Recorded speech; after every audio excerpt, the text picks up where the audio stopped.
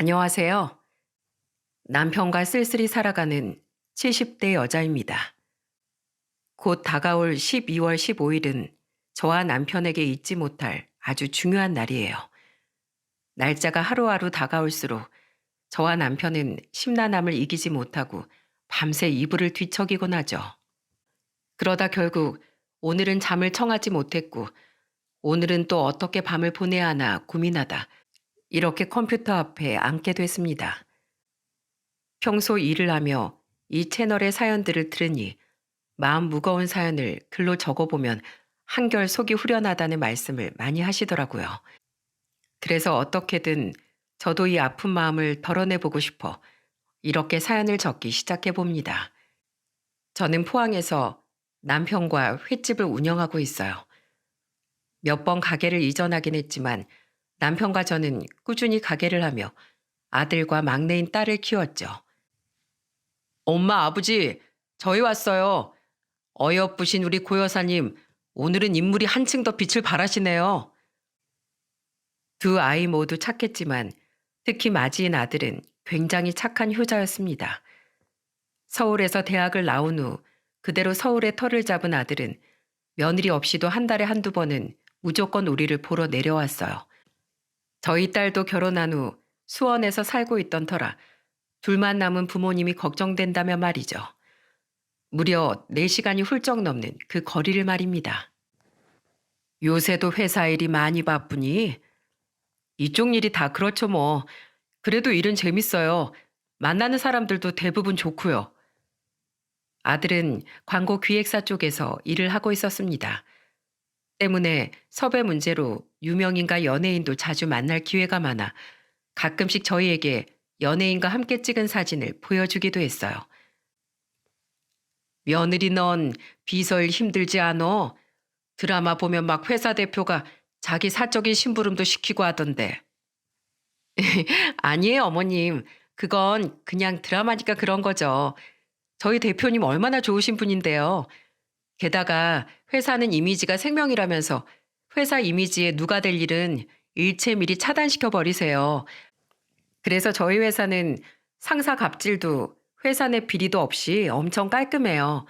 복지도 좋고 사람도 좋고 또 연봉도 높아서 이만한 회사 찾기도 쉽지 않을걸요? 며느리는 중견기업의 대표 비서실에서 일하고 있었습니다. 일이 바쁜 터라 안사돈께서 매달 200만 원을 받고 아들 집으로 와서 손녀를 봐주고 계셨죠. 사돈댁은 저희 집과 달리 아들 집에서 가까운 서울에 있었거든요. 할머니, 이것 보세요. 이거 아빠가 소울이한테 만들어준 종이 왕관이에요. 아들은 나이 35에 얻은 자기 딸을 굉장히 예뻐했습니다.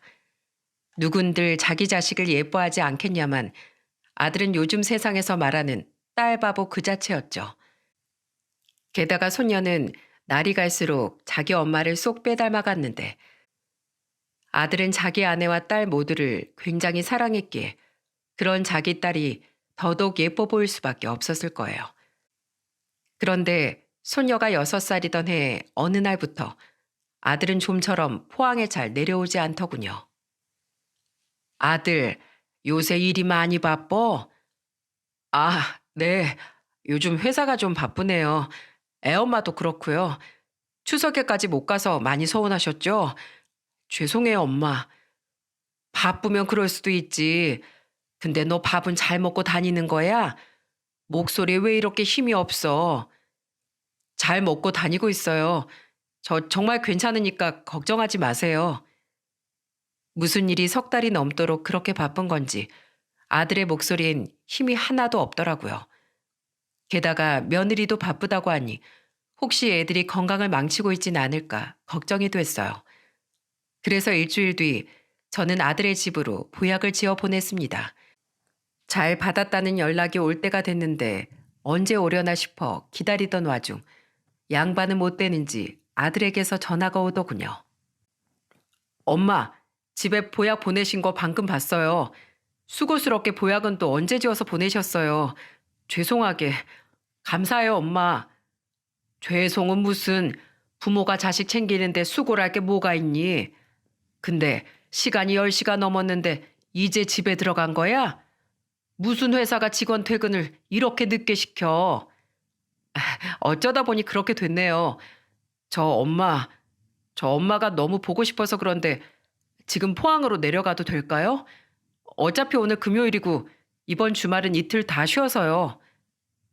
그런데 아들은 뜬금없이 그 밤에 포항으로 내려오겠다고 말하더군요. 어째 목소리가 전보다 더 힘이 없는 것이 많이 걱정스러웠는데 피곤한 와중에 이 먼 거리를 장거리 운전까지 해가며 오는 건 위험할 것 같더군요. 이 시간에 피곤한데 운전 오래 하면 사고나. 그러지 말고 푹 좀 잔 뒤에 내일 오거라. 소율이랑 애미도 같이 올 거니? 뭐 먹고 싶은 건 없어? 엄마가 해준 꼬막 무침이요. 전 그게 그렇게 맛있더라고요. 근데 저 그냥 지금 바로 내려갈게요. 소율인 처가댁에 가 있어요. 애엄만 바빠서 못 내려갈 것 같고요. 제가 말려봤지만 아들은 기어코 그 시간에 포항으로 내려오겠다고 고집을 부렸습니다. 아들은 우리에게 그냥 자고 있으라고 말했지만 어떻게 그럴 수가 있나요? 자식 기다리는 부모 마음이 다 그렇죠. 광호가 새벽에 와서 밥을 먹겠어? 10시까지 일하고 들어온 애가 밥이나 제대로 먹었겠어요? 안 먹어도 우선 차려놔야죠. 가만 보자. 이 시간에 꼬막을 사올 때가 있나? 꼬막이 맛있겠다던 아들의 말이 떠올라 저는 급하게 수산물 시장으로 향했습니다. 하지만 그 시간에 시장이 열었을 리가 없었죠. 그렇게 차를 타고 시내를 돌아다니던 저는 꼬막 음식을 파는 식당에 들어가 사정을 한 뒤에야 겨우 꼬막을 한 봉지 사올 수 있었어요. 그렇게 집에서 꼬막을 삶을 준비를 하고 있는데 왜인지 자꾸만 가슴이 두근거리더군요. 오랜만에 아들을 본다고 생각해서 그런가 싶어 저는 연신 물을 마시며 두근거림을 달랬습니다. 하지만 그건 설렘이 아니라 곧 다가올 불행을 경고하는 신호였던 겁니다. 여기 병원 응급실인데요. 김강호 씨 보호자분 맞으시죠?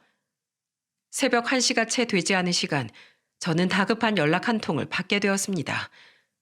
병원 이름을 들어보니 서울에 있는 큰 병원인 것 같았는데 응급실이라는 말에 가슴이 쿵 내려앉더군요. 그리고 이어진 병원 관계자의 말에 저는 그만 바닥에 스르르 주저앉고 말았어요. 김광호 씨가 교통사고로 조금 전에 긴급 이송돼 오셨어요. 아드님 상태가 위독해서 지금 급하게 응급수술 들어가야 하거든요. 아내분은 연락이 안 되시고 보호자 동의가 필요해서 이렇게 연락드렸습니다.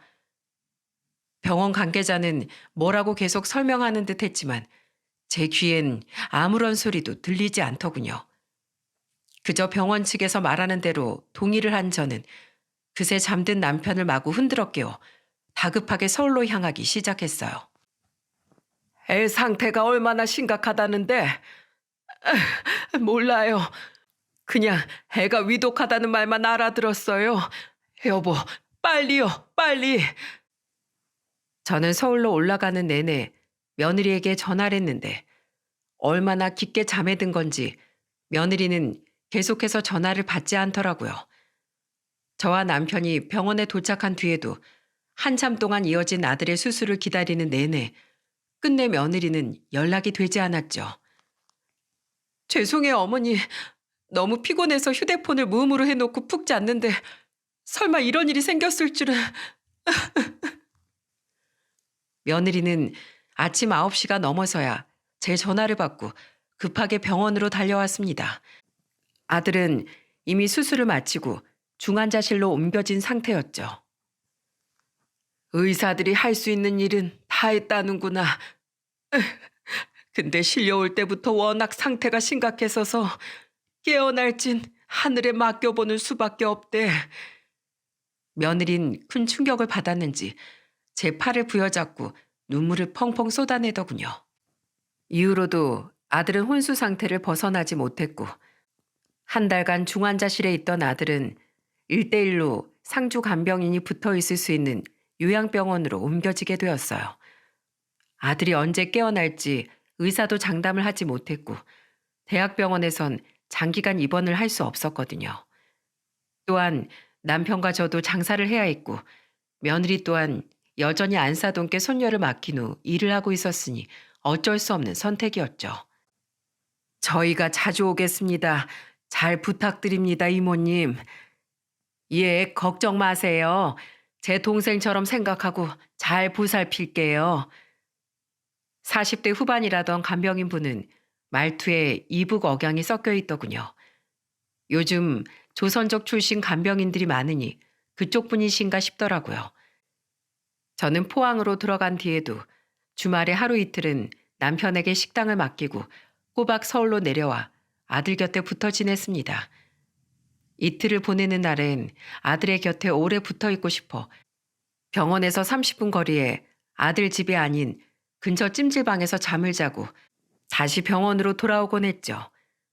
남편 또한 한 달에 한 번은 아이 식당 문을 닫고 아들을 보러 왔고요.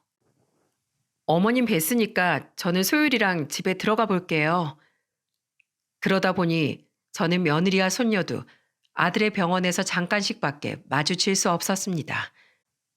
며느리 또한 몸고생 마음고생 때문에 얼굴이 많이 상한 것 같아 저는 제가 가 있는 동안엔 며느리를 최대한 집으로 돌려보내려고 했죠.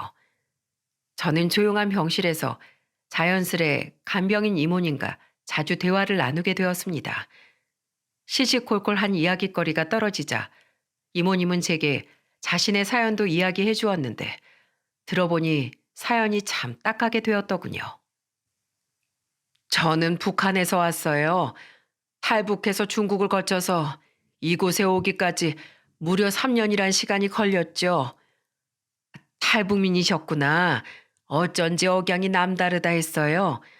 말로만 탈북이 힘들다고 들었지 실제로 만나보는 건 처음이네요. 그래서 지금은 잘 지내고 계신가요? 아니요. 물론 전보다야 먹는 거 입는 거 전보다 훨씬 나아졌지만 이곳에서의 생활도 평탄지 않았어요. 전 20년 전에 이곳에 온 뒤로 2번이나 결혼을 했는데 2번 다 모두 실패로 끝이 났죠. 처음에 제게 다가올 땐 두 인간 다 참 착하고 친절했는데 살면서 보니까 그건 호기심과 동정이었더군요. 탈북민이라서 신기해하고 탈북민이어서 불쌍해했던 거죠. 첫 번째 남편은 결혼 생활 내내 절 무시했는데 그러다가 나중엔 우리 아들을 탈북민 자식으로 만들기 싫다면서 애까지 뺏고 저를 내쫓아 버렸어요. 아들한텐 뭐라고 세뇌를 시켜놨는지 아들도 절 만나기 싫어해서 이혼하고 여태 아들을 제대로 한 번도 만난 적이 없네요. 두 번째 남편도 첫 번째 남편과 똑같은 사람이어서 그때 애도 낳지 않고 금방 이혼해 버렸고요. 첫 번째 남편은 그래도 손찌검은 하지 않았었는데 그 인간은 저한테 손찌검을 하기 시작했거든요. 그래서 지금은 그냥 다 내려놓고 이렇게 간병인이라면서 속 편하게 살고 있어요. 이모님은 자길 불쌍하게 볼 필요는 전혀 없다고 웃으시더군요. 지금은 쉬는 날엔 등산도 가고 에어로빅도 배우며 자신을 돌보는 시간을 가지고 있다고요. 그 모습이 참 씩씩하게 인생을 살아가는 사람 같아 보여 저는 이모님이 멋진 사람이라고 느껴졌습니다. 이모님, 이거 받으세요. 제가 따로 드리는 수고비입니다. 아유, 매번 왜 이러세요? 저 정말 괜찮다니까요. 아닙니다. 항상 우리 아들 잘 돌봐주시는 게 너무 감사해서 그래요. 이래야 제 마음이 편하니 부디 그냥 받아주세요. 저는 그런 이모님을 응원하는 마음과 또 저희 아들을 더 잘 부탁한다는 마음으로 항상 이모님께 뵐 때마다 10만 원씩을 쥐어드렸습니다. 그렇게 저는 이모님과 친분을 쌓아 나갔어요. 그런데 아들이 사고가 난 지 넉 달이 지났을 무렵 이모님께 큰 은혜를 입는 일이 제게 생겼습니다. 어머님, 혹시나 해서 하는 말인데 아직도 간병인한테 돈 따로 쥐어주시는 거 아니죠? 그러지 마세요. 저 사람들 병원에서 주는 돈 받고 하루 종일 여기 앉아서 꿀 빠는 사람들이라고요. 여느 때와 같이 아들을 보러 간 주말이었는데 며느리도 마침 병원에 와 있더군요. 착하기만 한 줄 알았던 며느리는 항상 간병인들을 무시하곤 했어요. 처음엔 제가 왜 저러나 싶어 몇 번 나무랬는데 일하랴 혼자 손녀 돌보랴 남편 병원 오고 가랴 가뜩이나 지쳤을 며느리에게 계속해서 싫은 소리를 하려니 참 어렵더라고요. 그래서 항상 며느리가 간 뒤 제가 대신 이모님께 사과를 하곤 했죠. 그리고 그날도 며느리는 이모님이 뻔히 옆에 있는데도 불구하고 이모님을 무시하는 발언을 서슴지 않더군요. 저는 이모님께 죄송한 마음에 황급히 주제를 돌렸어요. 소율이는 안사돈께서 봐주고 계시니? 네, 지금 친정에 가 있어요. 어머님, 저 잠깐 화장실 좀 다녀올게요. 며느리는 잠시 화장실을 가겠다며 자리를 비우더군요. 그 사이 저 또한 외투를 막 벗으려는데 갑자기 이모님이 다급한 목소리로 제게 이렇게 속삭이는 게 아니겠어요? 사모님, 아들 살리고 싶으면 빨리 이 쪽지 받으세요. 여기 USB도요. 며느리 돌아오기 전에 얼른요. 그러더니 이모님은 제 손에 작게 접힌 쪽지와 USB 하나를 재빨리 건네주시더라고요. 그리고 제게 뭐라고 말을 하려던 이모님은 금세 돌아온 며느리의 모습을 보고 황급히 아무 일도 없었다는 듯 멀쩡한 아들의 이불을 정리하기 시작했습니다. 그 모습에 의아함이 든 저는 얼른 주머니에 쪽지와 USB를 집어넣었어요. 그리고 이모님이 저러는 데는 다 이유가 있겠거니 싶어 저는 며느리에게 아무렇게나 말을 돌려대곤 병실을 빠져나왔습니다. 애미야, 아무래도 나 잠깐 다시 나가봐야겠다. 방금 서울 사는 지인한테서 급하게 만날 일이 있다고 연락이 왔어. 급하게 병원을 빠져나온 전 궁금한 마음에 쪽지를 얼른 열어보았어요. 그런데 그 쪽지엔 더더욱 의미 모를 말이 적혀 있더군요. 사모님, 제가 그동안 모아놓은 며느리의 실체가 USB에 전부 담겨 있습니다. 얼른 컴퓨터 있는 곳으로 가서 확인해 보세요. 며느리의 실체라니 이런 뚱딴지 같고도 불길한 말이 어디 있단 말입니까? USB를 어떻게 사용하는지 잘은 모르겠지만 우선 컴퓨터 있는 곳을 생각하니 제일 먼저 아들의 집이 떠오르더라고요. 손녀도 안사돈도 모두 친정에 있다고 했으니 혼자서 이걸 확인해 보기에 아들의 집이 제격인 것 같았죠. 딸, 집에 있지? 박서방도 집에 있어? 그럼 성빈이 박서방한테 맡기고 네가 얼른 네 오빠 집으로 좀 와보거라. 저는 수원 사는 딸에게 USB 사용법을 물어볼 요량으로 딸을 부른 뒤 아들의 집으로 향했습니다. 아들이 중환자실에 있을 때 며칠 그곳에서 지냈기에 비밀번호를 알고 있었거든요. 그리고 아들의 집에 들어간 저는 눈앞의 광경에 그만 할 말을 잊고 말았어요. 누구세요? 그러는 댁은 니쇼. 할머니다! 분명 아무도 없어야 할 그곳엔 해맑게 저를 반기는 손녀와 웬 남자가 한 명 있었거든요. 그것도 마치 자기 집처럼 편안하게 잠옷까지 입고서 말입니다. 그 남자는 손녀가 저를 할머니라고 부르자 순간 엄청나게 당황하기 시작하더군요. 저는 그 남자에게 제 차 누구냐고 물었는데 옆에 있던 손녀가 그 남자 대신 대답을 하는 게 아니겠어요? 얼마 전부터 엄마랑 저랑 같이 사는 삼촌이에요. 삼촌이랑 엄마랑 엄청 친한가 봐요. 둘이 맨날 손잡고 꼭 껴안고 있어요. 같이 산다고? 저 사람이랑? 너희 외할머니는 어디 가셨어? 외할머니는 요새 우리 집에 안 와요. 엄마가 오지 말라고 했어요. 그래서 저 유치원 가는 날엔 매일매일 외갓집에서 지내요. 소율아, 쉬, 쉬. 그러니까 저는 말이죠, 아주머니. 민숙이 친구인데요. 다 큰 남녀들이 얼마나 친하면 같이 살기까지 하면서 손잡고 껴안고 해요. 아주머니!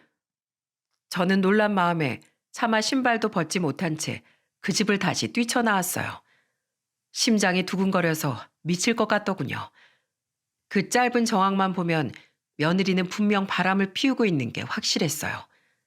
그것도 대담하게 제 아들 집에서 손녀까지 버젓이 있는 그 집에서 살림까지 합쳐서 말입니다.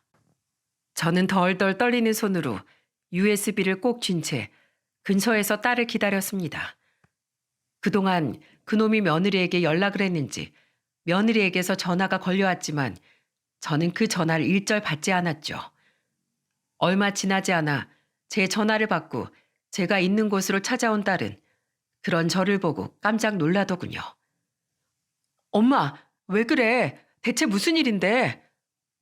이거 USB라는 거 어떻게 보는 거니? 어? 네 오빠 집은 안 된다. 이거 확인할 수 있는 곳으로 좀 얼른 가자. 딸은 그런 저를 의아하게 보며 저를 차에 태워 한 PC방으로 데려갔어요. 그리고 저는 그곳에서 딸이 틀어준 USB 속 음성들을 모두 듣곤 오열을 하고 말았습니다. USB에 들어있던 파일은 모두 음성 녹음 파일이었는데 그곳엔 이모님의 말처럼 아주 끔찍한 며느리의 실체가 전부 담겨 있었거든요. 여보세요? 자기 소율이랑 잘 놀고 있어? 난 한두 시간쯤 있다가 얼른 집에 들어갈게. 그냥 지금 오면 안 되냐고? 안 돼. 그래도 병원 간호사들한테 남편 걱정하는 아내 코스프레는 주기적으로 해줘야 한단 말이야. 그래야 남편 세상 떠나면 아무 문제 없이 남편 재산도 보험금도 다 나한테 넘어오지. 여보세요? 자기, 우리 엄마 오늘 집에 들를 거니까 오늘은 나랑 밖에서 데이트하다가 늦게 들어가자. 엄마한텐 야근한다고 말해놨어. 평일에 아예 집에 올 일 없게 수요일을 일부러 친정에 데려다 놓은 건데 부모 챙겨야 한다면서 꼭 집에 가봐야 한다지 뭐야. 자기 짐은 다용도실에 잘 숨겨놔. 여보세요? 자기, 우리 회사에서 좀 더 조심해야겠어. 이러다 우리 만나는 거 회사에 소문이라도 나면 우리 둘 다 끝이야. 대표님 성격 잘 알잖아. 이런 구설수 절대 용납 못 하시는 거. 빨리 남편이 알아서 저 세상으로 가줘야 이 짓도 빨리 끝낼 텐데. 확 아무도 없을 때 목이라도 졸라버려? 알아. 그냥 답답하니까 말이나 해본 소리야. 지금 뱃속에 우리 애까지 오주나 된 상황에 갑자기 저 인간이 깨어나기라도 해봐. 내 남편 우리 바람 피우는 거 다 알고 있었잖아. 남편 저렇게 된 날 나 미행해서 당신 집까지 알아냈었더라. 10시가 다 되도록 당신 집에 들어간 내가 언제 나오나 기다렸다고. 제발 소율이 생각해서라도 다시 자기 아내로 돌아와 달라고 문자를 남겼었다니까. 그리고선 40 넘은 남자가 엄마한테 위로받겠다고 그 시간에 자기 엄마 보러 내려가다가 그 사달이 난 거지. 에휴, 한심해서 진짜. 징그러운 인간이 그렇게 이혼해달라고 내가 노래 불러도 우리 딸 때문에 안 된다고 제발 돌아와 달라고 버텨서 골치였는데 갑자기 저렇게 돼서 잘 됐다 싶었더니 저 상태로 이렇게 오래 살 줄 누가 알았겠어? 저러다 깨어나기라도 하면 다시 이혼 못한다고 난리치거나 아니면 내가 소송당해서 맨몸으로 쫓겨나거나 둘 중 하나일 텐데 진짜 끝까지 사람 골치 아프게 만든다, 저 진상. 이거 간병인이 듣는 거 아니냐고? 괜찮아. 돈 받고 일하는 사람이 이거 듣는다고 뭐 어쩔 건데? 저 사람은 그냥 병원 커튼 같은 사람이야. 만나본 보호자가 한둘이 아닐 텐데 이런 거 밖에다 다 일일이 말하고 다니겠어? 아무튼 자기, 지금 뱃속 우리 앤 그냥 지워야 할까 봐. 서운해도 어떡해. 지금 이 상황에서 배 불러오면 남편 애라고 거짓말할 수도 없는데. 아무튼 이따 집에서 봐. 저와 함께 모든 파일 내용을 들은 딸은 경악을 금치 못했습니다. 저는 너무 많은 진실을 한 번에 알게 된 나머지 머릿속이 순간 새하얘졌죠. 며느리는 단순히 바람이 난 게 아니었습니다. 이미 아들이 사고가 나기 전부터 며느리는 같은 회사 직원인 그놈과 바람이 나 있었고 안사돈에게도 이 사실을 숨긴 채 그놈과 제 아들 집에서 동거를 하고 심지어 임신까지 한 상태였던 거예요. 게다가 아들이 그 사실을 다 알고서도 며느리를 붙잡고 있었다는 사실에 머리가 아찔해지더군요. 엄마, 지금 이거 뭐야? 이거 새언니 맞지? 이거 누가 준 거야? 간병인 이모님이 주셨어. 그럼 새언니가 병원 물건 취급했던 그 이모님이 여태 이걸 다 녹음해서 모아뒀다가 엄마한테 준 거야? 새언니, 아니 이 여자 미친 거 아니야? 오빠 저렇게 된 것도 결국 다 이 여자 때문이잖아. 딸의 말에 저는 결국 울음을 터뜨렸습니다. 컴퓨터 앞에 머리를 숙인 채 저는 하염없이 오열했어요. 불쌍한 제 아들에게 그런 일이 있었던 줄도 모르고 저는 며느리 함께 먹으라고 보약 같은 거나 지어 보내고 있었던 겁니다. 너무 화가 난 저는 며느리에게 전화를 하려고 휴대폰을 열었어요. 그런데 휴대폰엔 그 사이 며느리가 문자를 보내놨더군요. 어머님, 제가 어떻게 된 일인지 다 설명할게요. 저 지금 우선 집으로 가고 있어요. 그 문자를 본 저는 딸에게 부탁해 안사돈과 바깥사돈 휴대폰으로 그 파일들을 전부 전송했습니다. 그리곤 안사돈에게 전화를 걸어 분노에 찬 목소리로 얼른 제 아들 집으로 오라고 말한 후 전화를 끊었죠. 그렇게 저는 사돈들이 도착했을 시간에 맞춰 딸과 함께 아들의 집으로 향했습니다. 아, 아가씨도 같이 오셨네요. 어머님, 지인분 만나러 가신다더니 여긴 어떻게 들리셨어요? 이 사람은 제 친구예요. 엄마, 아빠? 동철이 너까지 여긴 어떻게 왔어? 제가 도착한 지 얼마 되지 않아 며느리가 변명을 시작하기도 전에 사돈들과 사돈댁에 함께 있었는지 며느리의 첫째 남동생까지 딱 맞춰 도착을 했더군요. 저는 제 딸에게 손녀를 데리고 잠시 나가 있으라고 부탁했어요. 어린 손녀가 이런 상황을 보게 하고 싶지 않았거든요. 양가 가족이 모두 들이닥치자 그 집에 있던 며느리와 그놈은 뭔가 잘못 돌아가고 있음을 눈치챈 것 같았습니다. 다들 갑자기 여긴 어떻게... 어머님, 우선 이 사람은 제 엄청 친한 친구예요. 사정이 있어서 갈 곳이 없다고 해가지고 제가 하는 수 없이 한동안 여기서 지내게 해준 거예요. 소율이가 아직 뭘 잘 몰라서 오해란 모양인데 저 얘랑 절대 아무 사이 아니에요. 정말이에요.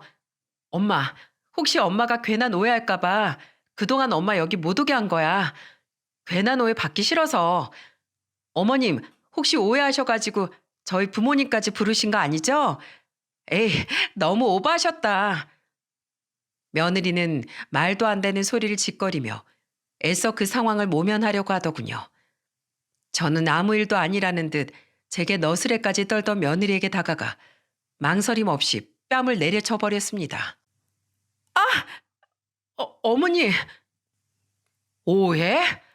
넌 그렇게 친한 남자한테 자기라고 부르고 그런 놈의 애까지 뵀냐? 네? 어머님이 그걸 어떻게 알면 뭐가 달라져? 야, 너 아주 내 아들 죽기만을 고사 지내고 있더라.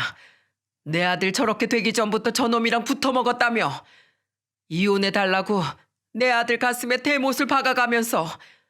뭐? 무음으로 해놓고 잠을 자느라 내 연락을 못 받았다고? 너 때문에 내 아들이 사고 나서 사경을 헤매는 동안 넌 저놈이랑 밤새도록 놀아놨으면서 그러고선 내 앞에선 세상 착한 며느리인 척 온갖 가식을 다 떨어? 내 아들 죽으면 내 아들 재산의 보험금까지 다 집어삼키려고? 우리 아들이 너한테 얼마나 잘했는데 네가 감히 내 아들한테 그런 짓을 해? 말도 안 되는 변명으로 빠져나갈 생각은 추호도 하지 마. 내가 증거까지 다 가지고 있으니까. 어머니, 그게요. 제 말에 며느리는 빠져나갈 구멍이 없다고 생각했는지 잔뜩 겁에 질린 얼굴로 자기 부모를 쳐다보더군요. 하지만 바깥사도는 그런 며느리에게 달려와 냉큼 머리채를 잡고 등짝을 내려치기 시작했습니다. 이 짐승만도 못한 거사. 부모 망신을 시켜도 유분수지 감히 이런 엄청난 짓을 저질러? 김서방이 너한테 얼마나 잘했는데 김서방 같은 사람이 세상에 또 어디 있다고 그 착한 사람 뒤통수를 치냐고. 그것도 네 딸이 버젓이 보는 앞에서. 아빠, 나 임신했어, 임신. 임신? 그깟 더러운 종자 낳아서 뭐하게. 그리고 애 지울 거라며. 내가 아주 그 애새끼 제대로 떼주마. 엄마, 아빠 좀 말려봐. 나 이러다 큰일 나. 아휴, 네가 진짜 큰일이 뭔지 알긴 알아? 아냐고. 나랑 네 아빠가 널 잘못 키워도 한참 잘못 키웠다. 이제 내가 죽어서도 김서방 얼굴을 어떻게 보니? 안사돈, 정말 죄송합니다. 제가 안사돈을 볼 낯이 없어도 너무 없습니다. 너 당장 네 시어머니한테 무릎 꿇고 사과드려. 안사돈, 제가 제 딸을 인간으로 키운 줄 알았더니 금수로 키웠습니다. 제가 너무 죄송하고 창피해서 눈물이 다 납니다. 정말 죄송합니다. 죄송해요, 어머니. 정말 죄송해요. 박가사돈은 거칠게 며느리를 제 앞에 무릎 꿇렸고 그 옆에서 안사돈과 박가사돈도 함께 제게 무릎을 꿇고 엉엉 울더군요. 이게 죄송하다고 될 일입니까? 당신들 딸이 내 아들을 저렇게 만들었어. 애민 너, 당장 내 아들 원래대로 돌려놔라. 어? 이 천벌 받을 거사. 저는 그 앞에서 울분을 참지 못하고 소리쳤습니다. 그 와중에 며느리와 바람을 피운 그놈은 찍소리도 못하고 서 있다가 슬금슬금 현관문으로 향하고 있더군요. 가긴 어딜 가? 당신이 이 사건의 주범이잖아. 하지만 결국 며느리의 남동생에게 뒷덜미를 붙잡히고 말았죠. 그놈은 힘으로 빠져나가려고 버둥대다가 결국 며느리의 남동생에게 주먹으로 얼굴을 한 대 맞은 후에야 제 앞에 후다닥 무릎을 꿇더라고요. 죄송합니다, 아주머니. 저는 그냥 민숙이가 하자는 대로 한 거예요. 내 아들 아내를 뺏어가고 집까지 기어들어온 당신이 잘못이 없다고? 내가 어이가 없어서 할 말이 없구먼. 너희 둘, 내가 절대로 가만 안 둘 거야. 알았어? 안 싸돈 바깥 싸돈. 쟤 앞으로 절대 내 아들 병원에 못 오게 하세요. 그리고 당장 내 아들 집에서 당신들 딸 끌고 가고 전현진까지 싹 다 빼세요. 저는 피눈물을 흘리며 그 집에서 나왔습니다. 차에서 손녀와 함께 저를 기다리고 있던 딸은 어떻게 됐냐며 제게 묻더군요. 저는 상황을 간략히 설명해 준 뒤 딸에게 아들의 병원에 데려다 달라고 말했어요. 그리고 당분간 손녀를 맡아달라고도 부탁했죠. 병원으로 돌아온 전 조금 전 있었던 일을 이모님에게 전부 이야기해 주었습니다. 고맙습니다, 이모님. 이모님이 아니었으면 그 추악한 진실을 꿈에도 모를 뻔했어요. 불쌍한 내 아들. 어떻게 그런 걸 녹음해서 모아둘 생각을 하셨어요? 가만히 듣자 하니까 너무 괘씸하잖아요. 어떻게 인두겁을 쓰고 그런 짓을 할 수 있단 말이에요. 게다가 다 자업자득이죠. 그 여자가 절 그렇게 무시만 안 했어도 제 앞에서 당당히 그런 통화를 할 생각이나 했겠어요? 아휴, 딱 하셔라. 펑펑 우세요, 사모님. 울지 않고 속에 담아두면 다 병이 됩디다. 이모님은 20살이나 많은 저를 꼭 안고 등을 두드려 주었습니다. 저는 이모님의 품에 안겨 마치 어린애처럼 큰 소리로 엉엉 울었죠. 제 아들이 너무 불쌍했고 그런 아들의 마음을 헤아리지 못했던 제 자신이 너무 미워 눈물은 오래도록 그치지 않았어요. 이 사실을 모두 들은 남편 또한 엄청난 분노를 참지 못했습니다. 남편은 식당까지 닫고 단숨에 서울로 내려와 그새 사돈댁에 찾아간 모양이더군요. 거기서 한바탕 난리를 치고 온 남편은 병원으로 달려와 아들을 붙잡고 꺽꺽대며 울었죠. 저는 남편에게 장사를 맡기고 서울의 아들 집에 거주하며 변호사를 선임했습니다. 법적으로 제가 뭐라도 할 수 있는 일이 있나 싶어서요. 다행히 저는 법원에 아들의 성년 후견인 신청을 하여 아들의 대리로 이혼 소송을 걸 수 있었어요. 저희 아들처럼 스스로 자신의 일을 처리할 수 없는 상태의 성인에겐 가까운 주변인이나 가족이 성년 후견인 자격 심사를 받은 후 자격이 주어지면 대리로 법이나 은행 업무 등을 수행할 수 있다고 하더라고요. 하지만 고작 그것만으로는 이 원통함이 도저히 풀리지가 않더군요. 저는 며느리와 그 상간남이 다니던 회사를 찾아가 다짜고짜 대표를 찾기 시작했습니다. 어머님, 여기로 오시면 어떡해요? 얼른 나가세요. 네? 저를 본 며느리는 안절부절 못하며 저를 마구 내쫓았어요. 저는 그런 며느리를 마구 밀치며 소리쳤죠. 여기 대표님 어디 계세요? 좀 나와 보세요. 내가 할 말이 있으니까. 안 나오면 나올 때까지 나 이 회사에서 안 나갑니다. 어머님, 무슨 일이시죠? 어머님? 임민숙 씨 시어머니 되십니까? 소란이 커지자 소식을 들은 대표가 드디어 제 앞에 모습을 드러내더군요. 대표가 나타나자 며느리는 안색이 새파랗게 질리더군요. 대표는 다른 직원들의 눈을 의식했는지 저를 대표실로 데리고 갔습니다. 저는 그 대표에게 시근덕대며 며느리와 그놈의 실체를 낱낱이 까발렸어요. 전혀 금시초문인지 그 대표는 놀란 기색을 감추지 못하더군요. 저는 그 대표에게 비장한 목소리로 이렇게 말했습니다. 내가 이렇게 찾아와서 난리치고 이런 말 하는 거 대표님 입장에선 불쾌할 거라고 생각합니다. 근데 나 지금 눈에 뵈는 게 없는 사람이에요. 우리 아들 난다긴다는 연예인들 다 상대하는 큰 광고 기획사 과장입니다. 우리나라 사람들 연예계 쪽 이야기라면 더 큰 관심 가져주죠. 어디 내가 우리 아들이 일하던 광고 기획사 이름 팔아서 이 일을 기사 제보할까요? 이 회사도 나름 이름 있는 곳인데 기사 나면 회사 이미지 크게 실추할 겁니다. 그죠? 대표님이 굉장히 명예와 회사 이미지를 중요하게 생각하는 분이라는 거 다 압니다. 근데 그런 분이 직원들 관리를 이딴 식으로 하셨습니까? 예? 회사 차원에서 먼저 앞서서 이런 직원들을 처단해야 하는 거 아닌가요? 우선 진정하세요. 죄송합니다, 어머님. 어머님 마음을 제가 어떻게 전부 헤아리겠습니까? 하지만 적어도 저희 회사의 명예를 실추시킨 그 두 사람은 절대 가만두지 않겠습니다. 당장 저희 회사에서 내보낼 테니 부디 성실하게 일하는 다른 직원들을 생각해서 기사 제보만은 말아주세요. 부탁드립니다. 듣던 대로 며느리의 회사 대표는 경우가 있는 사람이더군요.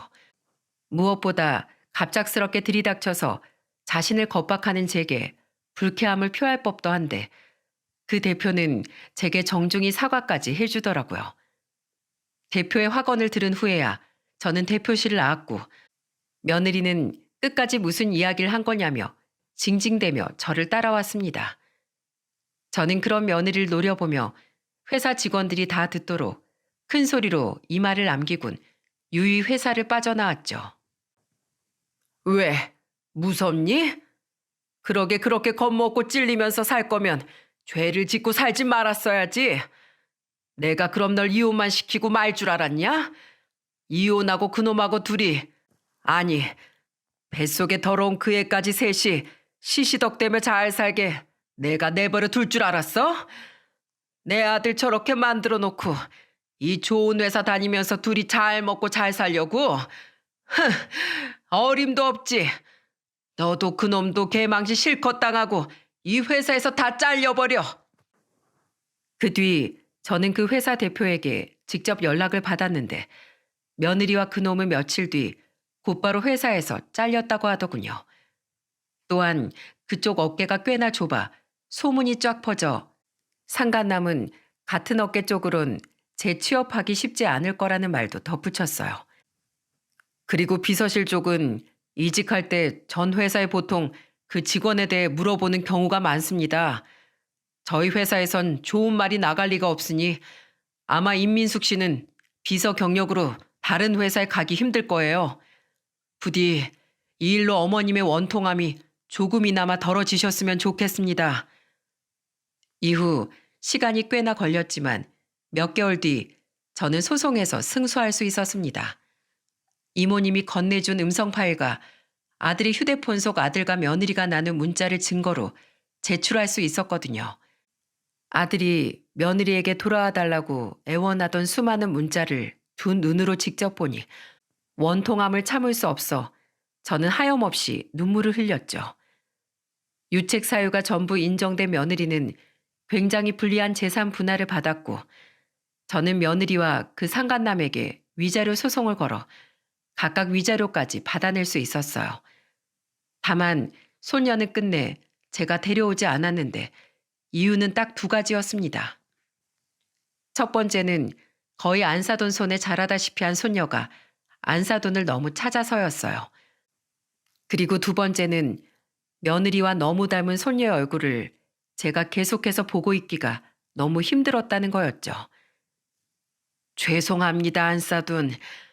민숙인 우리 바깥 양반이 한 푼도 지어주지 않고 그대로 쫓아냈어요. 앞으로 저도 절대 소율이를 딸한테 보여줄 생각도 없고요.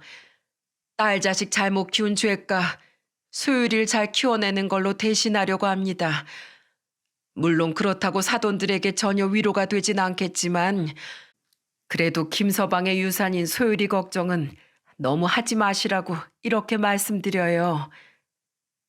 며느리와 달리 그 상간남은 며느리를 그렇게 좋아하지 않았는지 회사에서 잘린 일로 며느리를 원망하며 임신한 며느리를 버리고 떠났다고 하더군요. 참 한심하고 찌질한 인간이 아닐 수가 없었죠.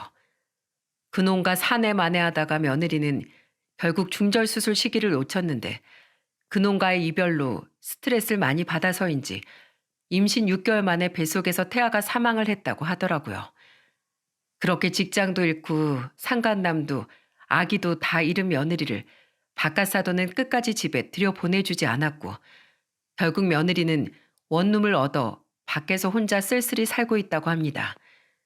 생활비 좀 도와달라고 안사돈에게 몇 번 연락을 했던 모양인데 그럴 때마다 안사돈은 뿌린 대로 거두는 법이라며 앞으로 더 이상 자신들은 며느리를 자식으로 생각하지 않겠다고 선을 그었다고 하더군요. 다른 건 몰라도 사돈들이 우리 소율이는 끔찍이 위해 주셨으니 어련히 잘 키워주실 거라고 생각합니다. 이 어린 것이 무슨 죄가 있겠냐만 전 앞으로도 차마 소율이를 볼 자신이 없네요. 부디 우리 소율이를 잘 부탁드립니다. 적어도 안사돈 딸처럼 금수만은 되지 않게 키워주세요. 혹시라도 제 아들이 깨어나면 그땐 소율이를 찾을지도 모르겠네요. 부디 그런 기적이 일어났으면 좋겠습니다. 안사돈은 면목이 없다며 고개를 푹 숙였습니다. 저는 안사돈의 손을 잡고 있던 손녀를 보며 복잡한 마음을 숨긴 채 인사를 건넸습니다. 소율아, 할머니가 할아버지랑 소율이 아빠랑 같이 먼 나라로 떠나야 하거든. 그래서 당분간 우리 소율이 보러 못 와. 그래도 외할머니 말씀 잘 듣고 씩씩하게 잘 커야 한다. 그날이 아들이 그토록 사랑했던 며느리를 쏙 빼닮은 손녀와의 마지막이었습니다. 아들이 깨어나서 다시 손녀를 볼 수 있길 바랐건만 결국 그런 일은 끝내 일어나지 않았죠. 왜냐하면 아들은 이혼이 마무리된 지 약 석 달 뒤 그만 영영 세상을 떠나고 말았거든요. 그동안 고생 많았다, 내 아들. 이곳에서의 아픈 기억은 모두 잊고 부디 하늘로 훨훨 떠나가려무나. 아들의 장례식에는 수많은 아들의 회사 관계자들이 조문을 왔습니다. 그중엔 제가 얼굴을 아는 연예인도 많았죠. 김 과장님 정말 좋은 분이셨는데. 맞아요. 항상 현장 나오시는 날엔 연예인 스태프 할 것 없이 사비로 간식도 돌려주시고 아래 직원들도 얼마나 잘 챙겨주셨는데요. 수많은 사람들이 아들을 눈물로 배웅해 주었습니다. 북적거리는 아들의 빈소를 보니 평소 아들이 얼마나 인생을 잘 살아왔는지 알겠더군요. 그런 아들의 마지막이 너무 허무하고 서글퍼 저는 조문객들을 맞이하다 말고 몇 번이나 오열을 해야만 했죠. 그동안 감사했습니다, 이모님. 이모님 덕분에 제 아들이 병원 생활이 편했을 거예요. 아휴, 별 말씀을요. 제가 한 게 뭐가 있나요?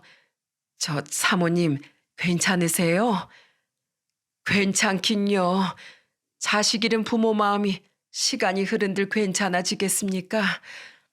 그래도 이모님 덕에 아들의 복수는 해줄 수 있었네요. 고맙습니다, 이모님. 차마 우리 아들 생각 때문에 가슴이 아파서 더 이상 이모님을 뵙지 못하겠지만 언제 어디서든 항상 행복하시길 빌게요. 저는 이모님에게 500만 원이 든 돈 봉투를 건넸습니다.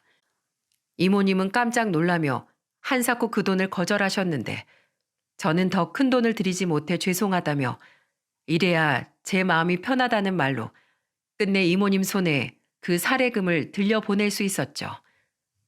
그렇게 아들을 보낸 지도 4년이 지났네요. 그동안 저는 단 한 번도 손녀를 보지도 손녀와 연락을 하지도 않았습니다.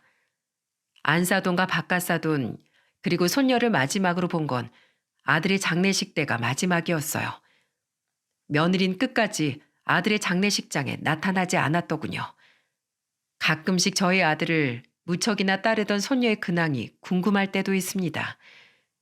여전히 그렇게 순하고 밝은지 나중에 자기 부모의 일을 알고 상처를 많이 받진 않을지 하는 생각들 말이죠. 하지만 며느리를 많이 닮았던 손녀를 차마 아직도 두 눈으로 볼 자신이 없네요. 그저 지금처럼 남편과 함께 멀리서나마 손녀의 행복을 빌어주는 것만이 제가 할 수 있는 유일한 일이겠죠. 남편과 저는 여전히 횟집을 하고 있고 딸 부부만이 가끔 손줄 데리고 우리를 찾아오곤 합니다. 아직도 횟집 곳곳에선 저를 돕겠다며 앞치마를 메고 분주히 움직이던 아들의 환영이 보이곤 해요. 그럼 전 그리운 마음에 그 환영이 실제이길 바라며 그런 아들을 그리운 마음으로 바라보곤 하죠. 네, 12월 15일 곧 다가올 그날은 바로 제 아들의 기일입니다.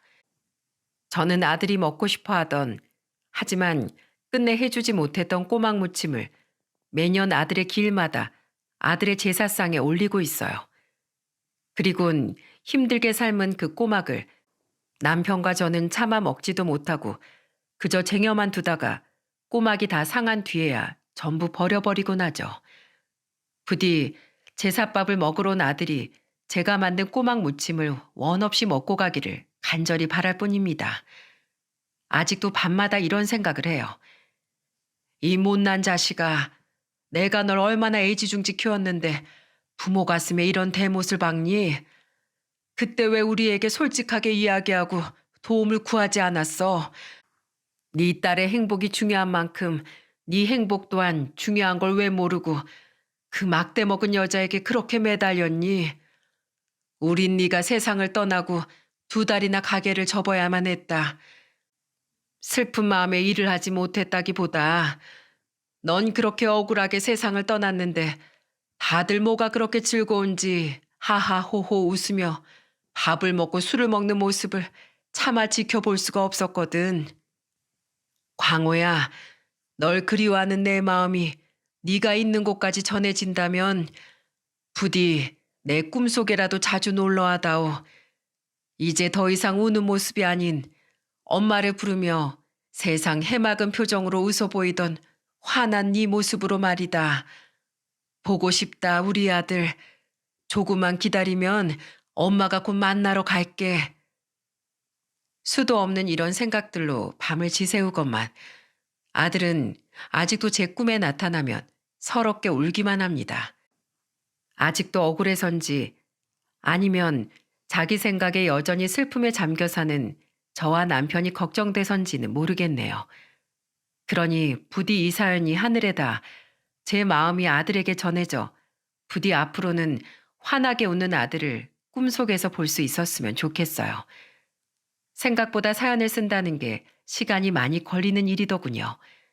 첫 문장을 쓴 지 닷새가 지나서야 이렇게 마지막 문장을 쓸 수 있었으니 말이죠. 덕분에 닷새 동안의 밤이 조금은 짧게 느껴졌네요. 그리고 다른 사연을 보낸 많은 분들처럼 이렇게 쭉 사연을 써보니 정말로 마음이 조금은 정리가 되는 것 같기도 합니다.